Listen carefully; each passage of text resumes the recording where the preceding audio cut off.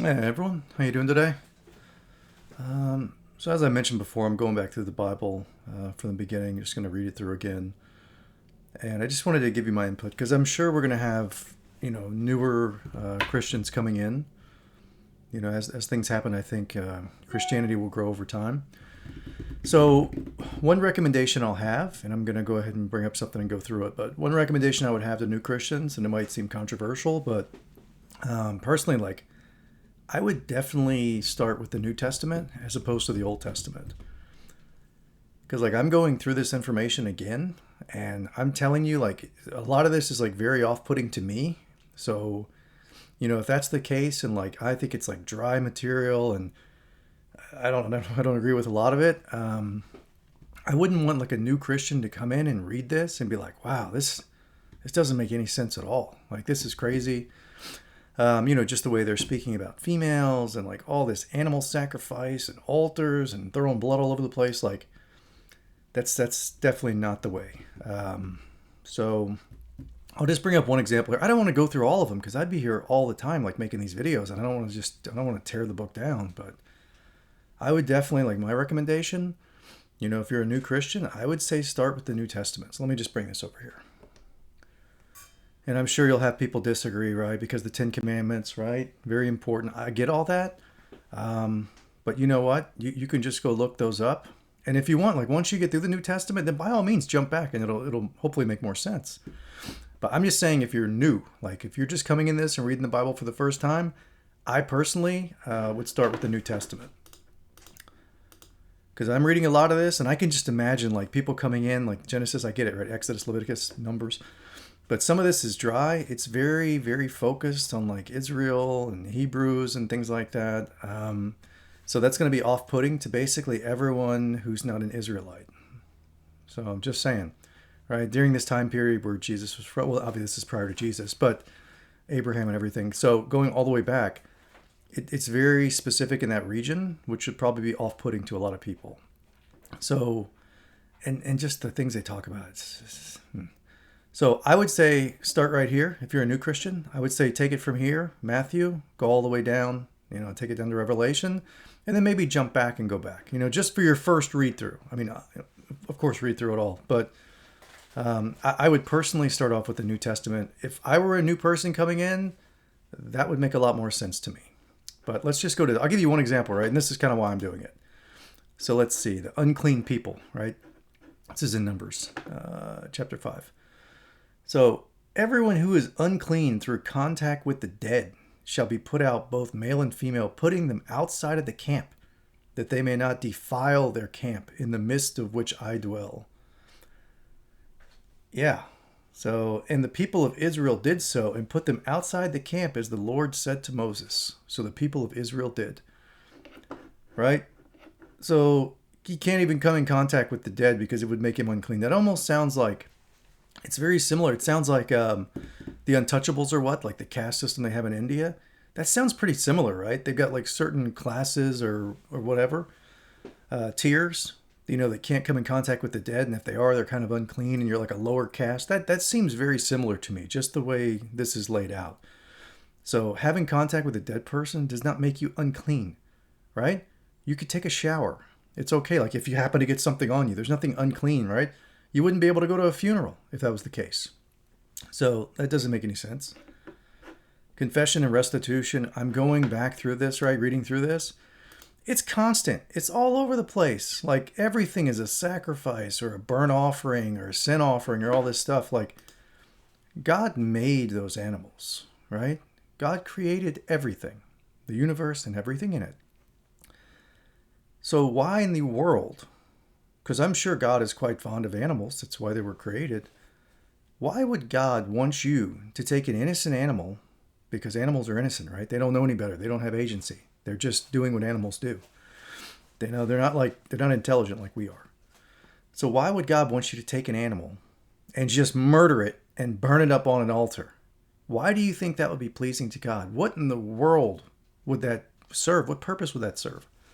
You've got a God who created animals, that loves animals, and you're going to murder them and set them on fire. And you think that that's going to please God? You think God's going to be sitting around clapping for you? Absolutely not. Absolutely not. So, and it's constant. I'm reading through, and it's just every single chapter and verse is like, oh, they murdered the animals, they gave this grain offering, they gave this sin offering. Look, God doesn't need your offerings. God is above everything, right? Every single thing God is above. So God doesn't need you to give offerings. God doesn't need anything. It's God. And God definitely wouldn't want you to kill beings that God created, that God enjoys, which is why they were created. So it's ridiculous. And I keep seeing it over and over. So like, I can definitely see people starting to read the Bible that aren't Christians, right? New people. They're coming in, they're Hindus or Muslims or Zoroastrianism, they're Buddhists, whatever, whoever they are. They're coming in, right? And they want to start from the beginning. It makes sense. So they pop the Bible open, they start reading it, and they're like, wow, I've seen Christ on YouTube. This doesn't jive. This doesn't seem like, what he would talk about. Right. It's correct. So personally, I would start with the New Testament if I were you. And we'll just go through some more examples here. In addition to the ram of atonement, right? The ram's not atoning for anything. The ram didn't do anything wrong. Which atonement is made for him, and every contribution, all the holy donations of the people of Israel, which they bring to the priest, shall be his. Each one shall keep his holy donations. Whatever anyone gives to the priest shall be his. That's also setting up a dangerous precedent, right? Like you're trying to get atonement, so you're giving money to the church, and then the priest gets to keep all the money. Like no. You can't, if that's the way it's reading, because that's how it looks to me. Like you can't buy your forgiveness, and you also can't put your sins on another being and then kill that being, and somehow that makes you correct. Like you created your sin. So you have to own it, and you have to ask God for forgiveness, and you have to change your ways. That's how you fix it. So there's no holy donations, there's no sacrifices. Nothing's going to get your sin off of you but you. And you can do that by telling God you're sorry and changing your ways. That's it. And then we've got this one. This is the main part. This will be kind of a long one, sorry. So I'll try to keep this video short. A test for adultery. So listen to this, right?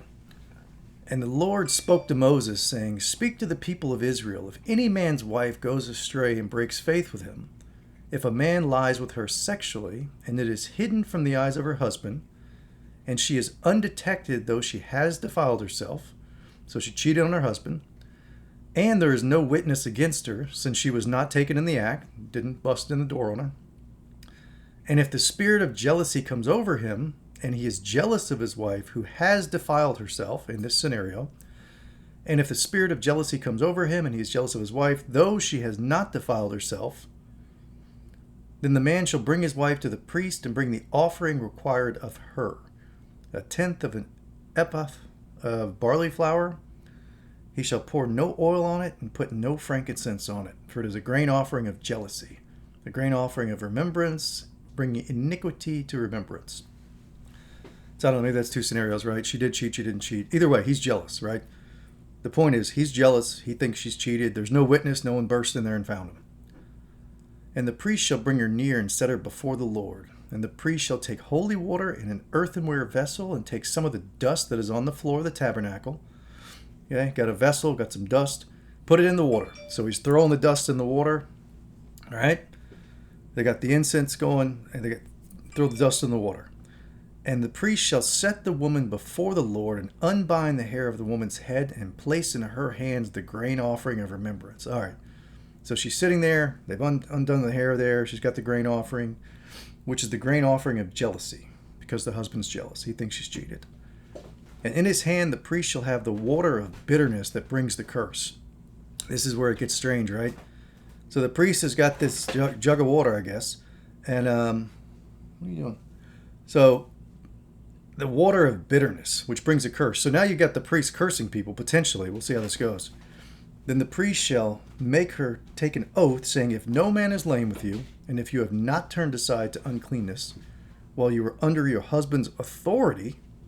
That's interesting. There goes the relationship for you. You can see how this works, right? It's not equal. It's your husband's authority. Be free from this water of bitterness that brings a curse. So the priest is basically saying, look, if you cursed or if you cheated on your husband and he doesn't know about it, but you actually did it, you're going to drink this bitter water. It's got the dust in it, I guess, from the tabernacle. And if you did cheat and you're lying, it's going to bring a curse on you. So you got the priest in there cursing this girl. It's an interesting way to do it. Then the priest shall make her take an oath, saying, if no man is lain with you, and if you have not turned aside under the authority, be from this bitter water. But if you have gone astray, though you are under your husband's authority, that's the wrong kind of terminology. You're setting up a very dangerous precedent there. And if you have defiled yourself, and some man other than your husband is lain with you, she cheated, then let the priest make the woman take the oath of the curse, and say to the woman, the Lord make you a curse and an oath among your people, when the Lord makes your thigh fall away and your body swell. That sounds rough. May this water that brings the curse pass into your bowels and make your womb swell and your thigh fall away. And the woman shall say, Amen, Amen. So you got the priest there saying, look, you're going to take this bitter water. It's got the tabernacle dust in there and all that. And it's bitter. So whatever you put in there, it's bitter. And you drink it, and he's cursed the water. The priest is in there cursing water. And if you drink it and you did cheat and you lie about it, your thigh is going to fall away. Not sure what that means. And your body's going to swell up. It sounds awful. This sounds bad. So we'll keep going. Then the priest shall write these curses in a book. Okay, now, this is starting to get a little sketchy. You've got a priest in there. He's cursing water with tabernacle dust and whatever else he's got in this bitter water. He's putting curses on the water. She's got to drink it. Then he's writing down curses in a book. This doesn't sound very godly to me. I'm not sure what kind of practice this is, but this doesn't sound very godly. This sounds like some kind of pagan ritual to me, to be quite honest. Like I said, like if I went to like a satanic club in Jacksonville and they were doing this kind of stuff, cursing water and writing down curses in a book and stuff, I might think I'm in the right place. That's all I'm saying. Like, it sounds weird to me. So he's writing curses down in the book and wash them off into the bitterness of water, into the water of bitterness. So I guess he writes them down and he dips them in the water. And he shall make the woman drink the water of bitterness that brings the curse. And the water brings the curse shall enter into her and cause bitter pain. So her thigh's going to fall away. She's going to swell up real big like the Michelin Man. And then she's going to be in serious pain. Bitter pain. So that sounds awful. And the priest shall take the grain offering of jealousy out of the woman's hand and shall wave the grain offering before the Lord, right? And bring it to the altar. And the priest shall take a handful of the grain offering as it is a memorial portion and burn it on the altar, right? So he's got the grain offering, he throws it in there, sets it on fire, and afterwards shall make the woman drink the water. And then she's drinking the water after doing all that. And when he's made her drink the water, if she has defiled herself and has broken faith with her husband, the water that brings the curse shall enter her and shall cause bitter pain. So she's swelling up like the Michelin Man. Her thigh falls away. She's in horrible pain. And her womb shall swell. And her womb swelling up. And her thigh shall fall away, right? And the woman shall become a curse among her people. It's rough. But if the woman has not defiled herself and is clean, then she shall be free and shall conceive children. So I guess basically if she has cheated, she's going to be in horrible pain. Her thigh's going to fall away. She's going to get super big. She's going to swell up. Her womb's going to swell up. If she hasn't defiled herself, then she'll be free and can conceive children. So I guess she'll be barren, right? So on top of the thighs falling away, you're swelling up huge, your womb is swollen up. I guess another part of it is you won't be able to have kids. So you'll be barren. This is the law in cases of jealousy when a wife, though under her husband's authority, already setting up a bad precedent here, right? It's like this, not like that. Goes astray and defiles herself, or when the spirit of jealousy comes over a man and he is jealous of his wife, then he shall set the woman before the Lord, and the priest shall carry out for her all this law. And the man shall be free from iniquity, but the woman shall bear her iniquity. That's an interesting system. And you know what's also odd? I don't find this same verbiage where if the woman becomes jealous of the man and the man is cheated. Because I'm pretty sure it's not only the women that can cheat.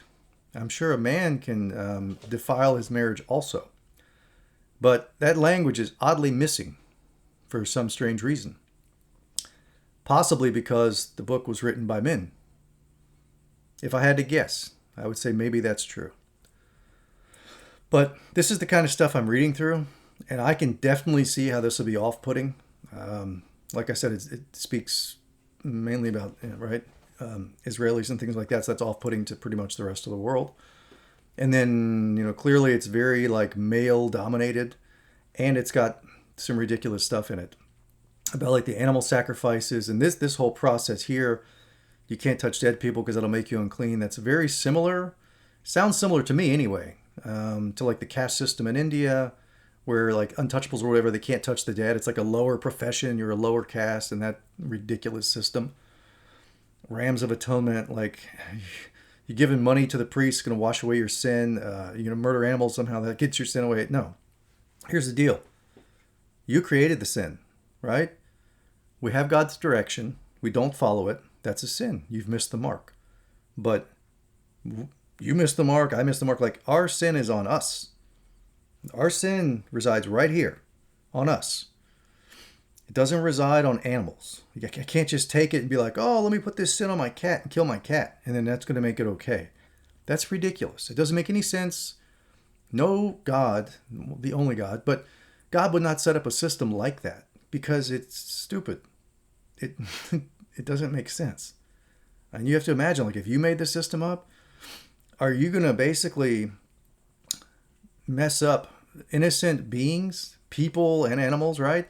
And set up a system where somehow killing them can take away the sin from a bad person. So a bad person can find a good person, or a bad being can find a good being, and then put all their sins and iniquity on the good being and then kill the good being.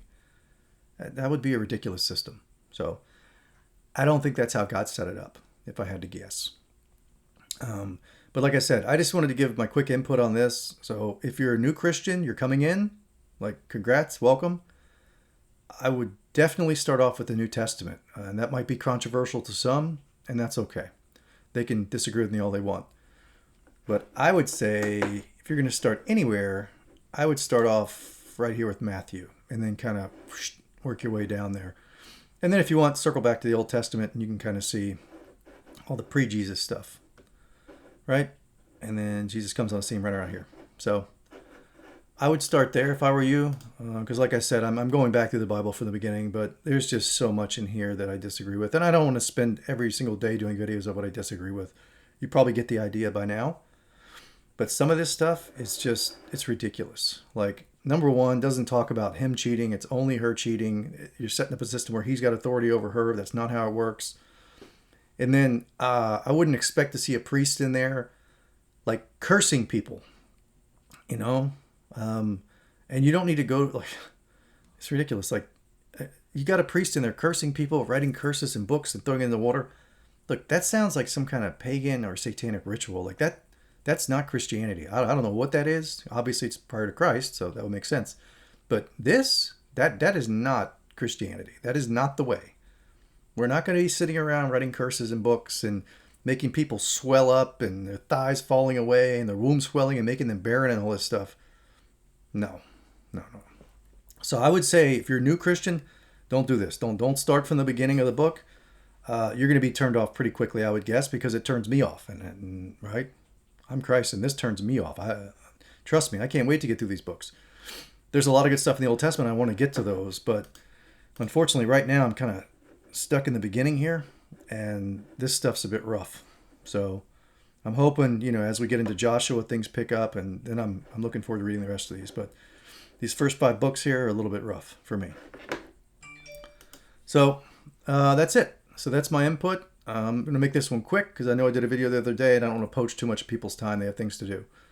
But, just remember, God loves us, wants to provide guidance so that we know how to operate in this place and how we can progress on our journey and how we can have a wonderful time and enjoy eternity. So that's it for now. But have a wonderful day, and we'll chat later.